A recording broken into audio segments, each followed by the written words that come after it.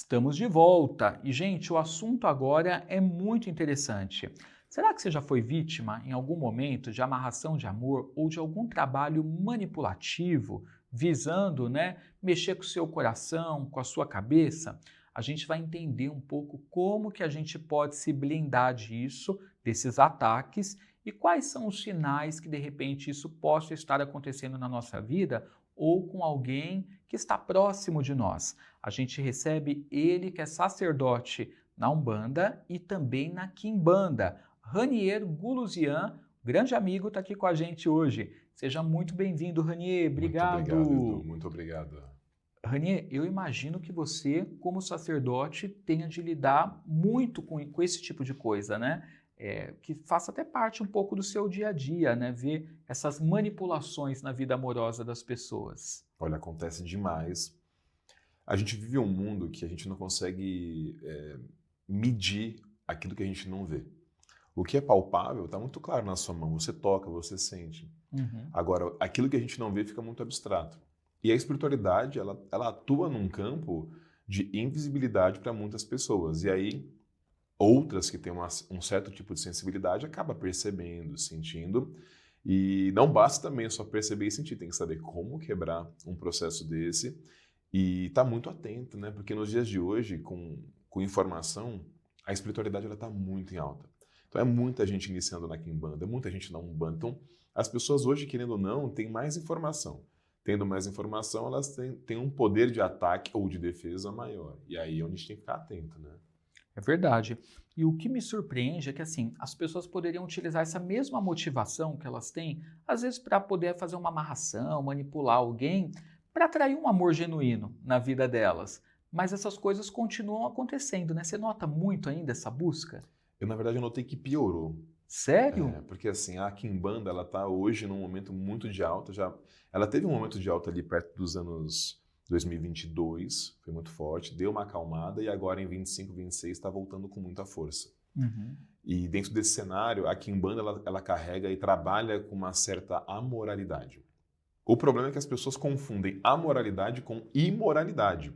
São coisas completamente diferentes. A amoralidade é a ausência da moral católica apostólica romana, enquanto a imoralidade é você, de fato, machucar alguém, você ser antiético, basicamente, né? A imoralidade. Então você tem abusos de todos os graus e possibilidades, e a quimbanda em si, por ter a amoralidade, as pessoas acabam confundindo. E como tem muita gente buscando poder, Uhum. sem ter responsabilidade, sem ter o mínimo de noção daquilo que está fazendo, eu sinto que isso está piorando cada vez mais. Não só a amarração, mas como ataques espirituais, demandas. Todos os dias eu recebo assim, pelo menos umas 3 mensagens falando: olha, eu quero fazer uma destruição, você faz? Eu quero Uhum. fazer uma separação de casal, você faz? Eu não faço. Mas essa pessoa vai ficar procurando alguém até alguém que faça, né? E aí gera esses problemas. Antes, você acha que a gente tinha uma reflexão maior das pessoas, né? Uma reflexão prévia antes de fazer esse tipo de coisa em relação assim, será que volta algo para mim? Porque geralmente as pessoas pensam muito nelas, né? Elas não se preocupam se isso é ético, se é antiético, mas assim, às vezes não faz por medo de receber um retorno ou algo do tipo, um karma. E hoje você acha que o pessoal não está ligando muito para isso? Eu acho que está diminuindo por conta dessa questão da moralidade, né? A Uhum. quimbanda em si, quando você se inicia na quimbanda, você leva para casa uma arma, né? Que é um assentamento. E imagina todos os brasileiros com uma arma na mão. Acho que Uhum. seria um caos problemático aqui pra gente. Todo mundo Sim. com muita gente, muitas pessoas com muita força espiritual e com manipulações que sem responsabilidade elas podem fazer, usando o ego, a vaidade, usando aquela vontade obsessiva e obsessão por muitas coisas. Aí a gente acaba se deparando com questões problemáticas, né? E com a internet agora o acesso, né, ficou mais fácil Muito, a muito. sacerdotes, né, Há casas. receitas também, né? Hoje em dia todo mundo quer viralizar. O que que viraliza? Eu não sei se você acaba vendo isso no Instagram, mas para mim aparece muito. Olha, vá no cemitério e faça um bonequinho e coloque o nome do seu inimigo e enterre. E aí Uhum. pessoas que dão essas dicas o tempo inteiro. Tem gente que dá dica para ter um bom amor, né? Para atrair uma pessoa Uhum. legal. Esses vídeos você pode perceber que tem a visualização lá Embaixo. embaixo. Agora, esse de destruir inimigo, de amarrar, de fazer acontecer e bordar, aí estão lá em cima, milhões de views, né? Então o ser humano ele é perverso. Uhum. Quais são os sinais que a gente pode estar sendo atacado espiritualmente, seja assim, alguém fazendo alguma amarração, algo do tipo, ou atacado mesmo espiritualmente por algum propósito? Eu vou explicar um pouco do processo da amarração, como geralmente funciona, tá? Tá. E é importante a gente colocar aqui que amarração e adoçamento são coisas diferentes. Eu posso fazer um autoadoçamento, então eu posso me adoçar para que eu esteja atrativo Isso é legal. aonde quer que eu esteja, para que minha palavra seja mais notada, que a minha presença tenha uma notoriedade, uma relevância maior. A amarração é outra coisa. A amarração é você Uhum. pegar uma pessoa, né, um parceiro ou uma parceira, e aí o que você faz? Qual é o primeiro passo para você amarrar? Primeiro você tem que enfraquecer a pessoa. Porque se a Uhum. pessoa está forte, ela briga com aquilo. Ela luta contra aquilo que você quer manipular a cabeça dela. Então você primeiro ataca, vulnerabiliza a pessoa. Ela fica vulnerável, ela fica com medo, fica insegura, tem medo de andar, de pensar, começa a ter um monte de medos. E ela sente que tem alguma coisa estranha acontecendo no campo dela. Depois desse processo, começa a de fato puxar um para o outro. E aí o que é importante dizer? Vamos supor assim, Maria quis amarrar João. Uhum. Então ela foi, atacou o João era bonitão, pintava, bordava, saía por aí, era garanhão. E aí começou a demandar contra ele para enfraquecer. O João já tá inseguro. Ele para de acreditar no valor dele. Ele acha que ele não é mais tão bonito quanto antes. Ele acha que ele não perdeu o reinado dele nos acessos que ele tinha. Então ele começa a ficar totalmente vulnerável e inseguro. E aí é o momento onde Maria começa a aparecer. Aí começam a adoçar Maria, começam a amarrar João e Maria. E aí o João, meio que sem opção, ele começa a ir até Maria. Ele vai até Maria, só que ele tem uma coisa que ele não sabe explicar o porquê ele está indo até ela. Ele simplesmente não consegue sair. Ela não sai dos pensamentos dele o tempo inteiro, mesmo que aquilo não faça sentido. Olha, é um relacionamento totalmente caótico, tem briga, tem assédio, tem tudo isso. Mas ainda assim aquilo fica martelando, parece que o tempo inteiro, parece que a única saída para tudo dar certo na vida dele é voltar com Maria. E aí é onde acontece a amarração. Onde mora o perigo disso? Lembra que eu falei que ele está inseguro, que ele já mudou, ele não é o mesmo? Uhum. Então, a Maria não gostava do João após esse baque. Ela gostava do João na essência dele, como ele era. Só que o ego da Maria quer ter o João, não importa como, não importa a qual custo. E aí, quando ela começa a se relacionar com ele não é a mesma pessoa, ele não proporciona mais as mesmas situações, os mesmos bons momentos para ela. Provavelmente ele não vai ter mais vontade de transar com ela, porque ele está demandado, ele está enfraquecido e ele não gosta dela. Ele não ama ela, ele simplesmente está com ela por ser um step, por não ter mais o que fazer, por ter medo e ele não sabe o porquê ele está com ela. Ele simplesmente não consegue sair. Uhum. E aí você já percebe que vai ser um relacionamento que ele vai cada vez mais piorando. Geralmente o que está amarrado ele vira um zumbi do ponto de vista de não ter força, de não ter opinião, de não ter decisão. A Maria briga com ele topa tudo, ele aceita tudo. E vamos lá, ninguém quer uma pessoa assim. A gente quer uma pessoa com brilho, uma pessoa com Sim. vida, né? Uma pessoa que proporcione bons momentos, que você viaje, que ela agregue para você, não um zumbi. É uma satisfação para o ego, né? A Total. pessoa busca a situação para satisfazer o ego dela e depois, quando ela vive isso, né, vê esse desdobramento que você falou, ela vai percebendo que não é o tipo de relação que satisfaz ela também. E muitos depois acabam pensando ou em desfazer, né, ou em tentar mudar a situação de alguma forma. Mas é difícil de mudar essa situação e fazer isso virar uma coisa saudável, né? Total. Eu te garanto, toda amarração não vai ser saudável. Isso eu garanto por muitos e muitos anos de estudo, tá? E aí, o que é importante? Você tocou num ponto legal, Edu. Vão querer desfazer depois. É muito comum querer desfazer. Só que como é que você, depois de ter feito e pintado e bordado, você chega para a entidade que fez aquela amarração e fala, não quero mais? Fica muito complicado e deixa rastros, deixa algo muito ruim, tanto para Maria quanto para João. É difícil desfazer e às vezes é um negócio que vai gerar um caos para o resto da vida.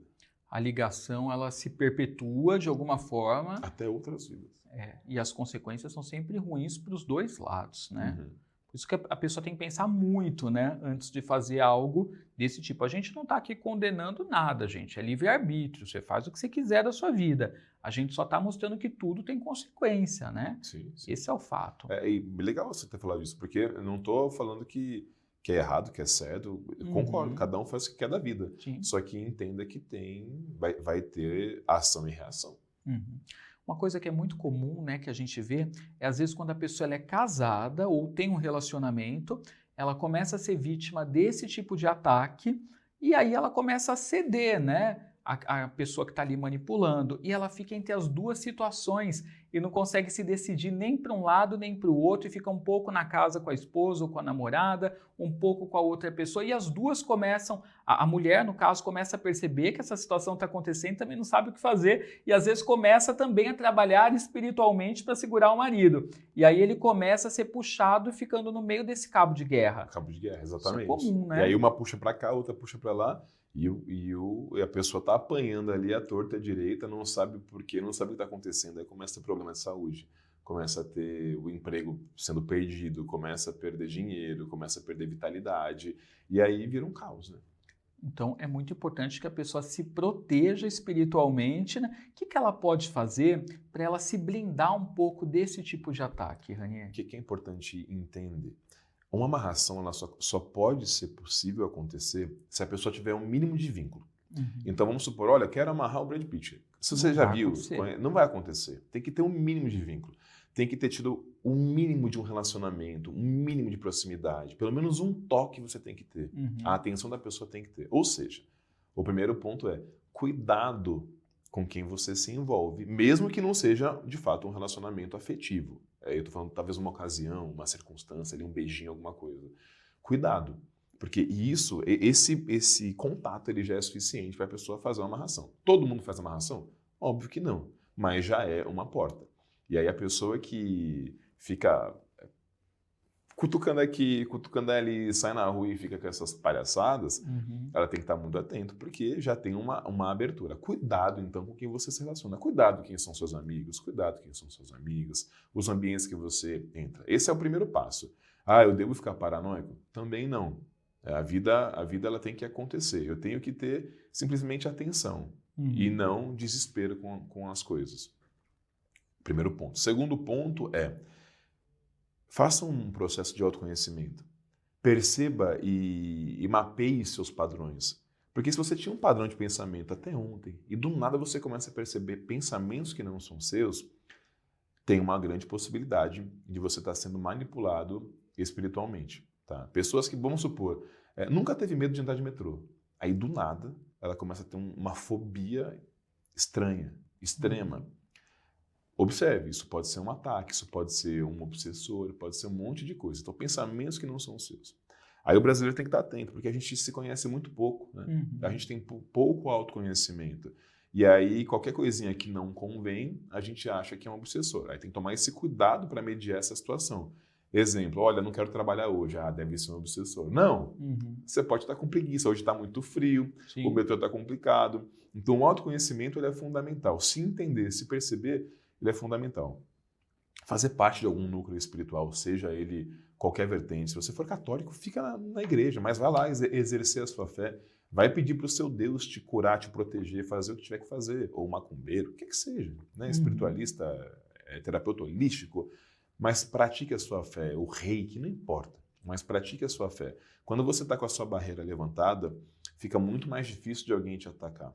Mas o ponto principal de uma amarração é fazer coisas que você percebe que você não queria fazer. E você começa a fazer. Sentir uma atração muito forte por coisas que você não gostava. Então a pessoa bebia só ocasionalmente. Ela começa a ter muita vontade de beber. Esse é um sinal de que tem boi na linha.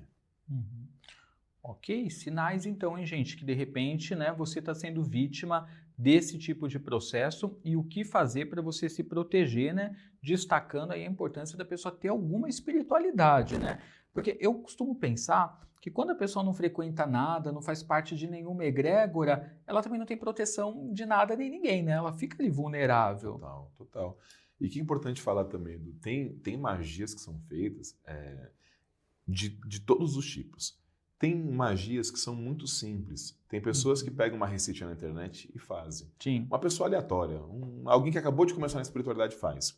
E isso é muito fácil de fazer. Talvez um banho de ervas, talvez uma defumação mais potente, uma semana de oração, de empenho, você retira esse processo. Agora tem outros que são muito mais profundos. Se você pegar um bom sacerdote, e quando eu digo bom é de conhecimento, alguém que conhece muito, que é esperto, que é vivido, que é malaco, sabe de comportamento humano, vou te falar, só pegando um outro sacerdote muito bem preparado, muito bem desenvolvido para cortar essa amarração. Senão, não corta.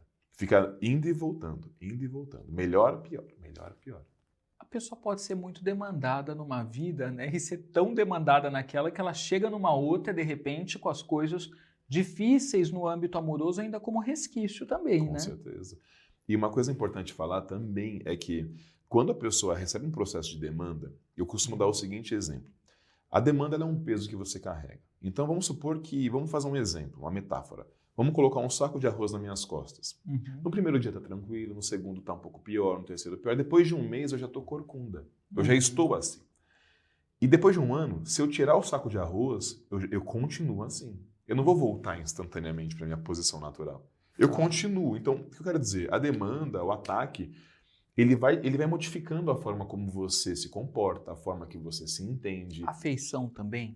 Tudo. Ele modifica tudo. Postura, energia, traumas. Porque o trauma ele vai criando uma mudança. Então, todo trauma que você recebe, você cria alguma coisa para compensar aquele trauma. Estou inseguro, você cria alguma coisa para compensar aquela insegurança. Então, nesse exemplo hipotético, se eu botei um saco de arroz, que seria a demanda, depois de um ano eu continuo corcunda. Aí o que eu tenho que fazer? Um belo de um esforço, uma fisioterapia para poder ir voltando a minha coluna no lugar e vencer essas dores que vão ficando no meu corpo, no meu campo, na minha emoção, no meu sentimento. Ou seja, não é só cortar e você volta ao normal. Precisa de uma fisioterapia, uma UTI aí para você voltar como você era ou ser melhor daquilo que você era. Ou seja, outros processos que levantem aquela pessoa, o astral dela, a prosperidade dela, a energia, para a vida voltar a ser saudável, né? Não é só cortar e achar que é um botão, né? Que isso aí. aperta e que tudo fica legal. Porque a pessoa se modificou junto com aquele processo, né? Um outro exemplo, a pessoa que de repente tem uma dor na perna, ela compensa na outra. Ou seja, essa perna ficou muito mais forte, essa ficou mais fraca. Não adianta você resolver a dor, você vai continuar com esse processo. Sim. Então ele vira crônico, né? A pessoa precisa, além de resolver a demanda, o ataque, ela precisa agora voltar ao normal, dessa fisioterapia espiritual, para que ela volte e se fortaleça como ela era. Para cortar esse tipo de influência, umbanda, quimbanda ou depende da situação?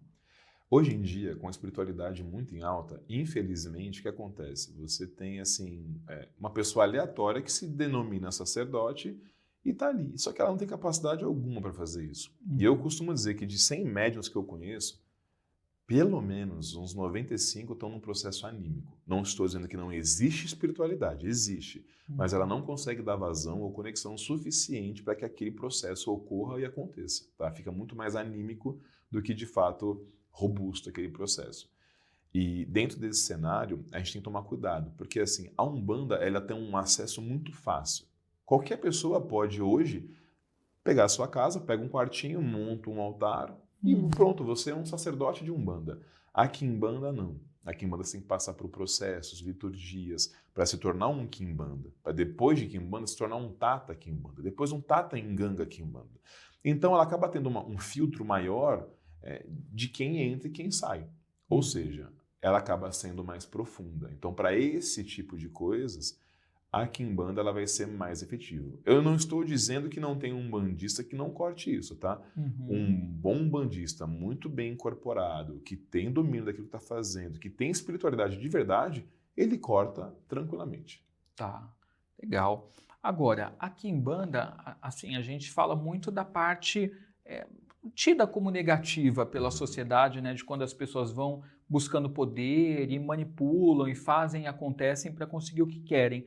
Mas ela também pode ajudar muito indo por uma finalidade construtiva, né? Porque Demais. é muito poderosa, né, também. Nesse quesito, ela pode ajudar a pessoa em quê? Para a galera entender que não é só fazer o mal, porque a gente tem que desmistificar isso também, né? Porque o pessoal pensa em quimbanda, já pensa, é fazer o mal, é magia negra, umbanda é caridade, umbanda é saúde, quimbanda é só para fazer o mal. E não, né? Tem coisas grandiosas e positivas que a gente pode fazer por nós na quimbanda, né? A própria palavra quimbanda significa um curador. Então a quimbanda em si, é óbvio que ela sofreu vários processos de mudança desde que os africanos chegaram aqui e se miscigenaram com os indígenas, com o próprio processo espírita europeu que estava acontecendo aqui na época. Tem a Goetia, que foi de alguma forma mesclada e sincretizada ali. E tem vários tipos de quimbanda. Tem quimbanda, que é a quimbanda brasileira. Ela é o cachorro caramelo, é uma grande mistura. Tem a quimbanda Congo, tem uma africanidade muito mais potente. A quimbanda Nagô vai mais para o lado de orixás. Aí você tem a quimbanda, por exemplo, Malay, que trabalha com demônios. A quimbanda luciferiana, onde Lúcifer é o ponto central. Então, quando eu falo quimbanda, precisa entender que são quimbandas, né? Tem muitas opções de quimbanda e cada uma tem um pezinho aqui ou um pezinho ali. Mas a quimbanda, ela não é somente para fazer o mal. Tem pessoas que nenhum mal fazem. Por exemplo, na minha casa, a gente não faz amarração, a gente não ataca ninguém. Eu me defendo.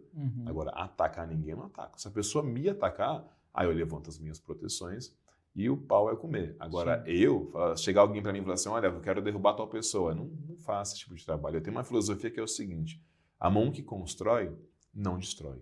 Por quê? Porque você contamina a sua mão. E aí, inevitavelmente, uma hora ou outra, aquilo que você quer fazer de legal fica muito mais difícil, tá? Então, só recapitulando, a quimbanda, ela não é para fazer o mal, e quem faz o mal é o ser humano. Assim como tem na Umbanda, tem muitos umbandistas que fazem mal, tem muitos católicos que fazem mal, tem muitos evangélicos, enfim. Aonde tem ser humano, a gente tem um problema. É óbvio que a quimbanda, por carregar aquele papo da amoralidade, ele tem uma porta muito maior para poder fazer o que aquele sacerdote entende como é interessante ou não. Mas não é uma regra, tá? Muito legal. Como que a pessoa pode dar os primeiros passos na quimbanda? Eu pergunto sobre a quimbanda porque na umbanda é mais comum, as pessoas conhecem mais, né? Que vai ser encontrar uma casa, começar a estudar, fazer um desenvolvimento, e estudar, né, galera? Porque tem casa que já vai, põe a pessoa para rodar ali, né? E a pessoa nem sabe o que está acontecendo e depois ela já está ali envolvida com a religião sem conhecê-la, né, a fundo. Então tem que ter uma casa que tenha também essa vivência de estudo. Mas na quimbanda, como que funciona? A quimbanda é um culto iniciático, então você não consegue entender muito de quimbanda sem antes se iniciar na quimbanda, tá? E aí talvez você se pergunte, por que isso? Foi um fenômeno de proteção, de autoproteção dos povos, porque imagina, qualquer um chega e entende o que está acontecendo. Então eu pego tudo aquilo e vou de alguma forma deturpar, ou vou me aproveitar daquilo, vou usurpar aquilo. Então a iniciação, ela em primeiro lugar, é uma maneira de você barrar curioso, barrar quem é interesseiro, barrar um monte de coisas. Ou seja, para aprender quimbanda, você precisa primeiro se iniciar na quimbanda para começar a adentrar no culto de Exu e Pombogira com mais profundidade e visceralidade. Então, esse é o primeiro passo. Sem se iniciar, o que eu posso viver e aprender? Isso é o que tem na internet e alguns toques. Então, na nossa casa, por exemplo, a gente faz aproximadamente um a cada mês ou um a cada 2 meses, um toque de quimbanda. A pessoa não vai aprender fundamento, mas ela vai sentir aquela energia, ela vai ver se aquilo faz sentido com ela, se aquilo reverbera com ela. Aquilo reverberando com ela tem que fazer uma consulta oracular para ver se ela tem caminho na quimbanda, porque tem gente que não tem caminho, ou tem caminho na quimbanda, mas não tem na minha casa. E aí a importância de procurar um sacerdote muito sério é porque hoje em dia a espiritualidade virou comércio. Então, se o sacerdote joga lá, tem caminho na casa? Aliás, tem caminho na quimbanda? Não.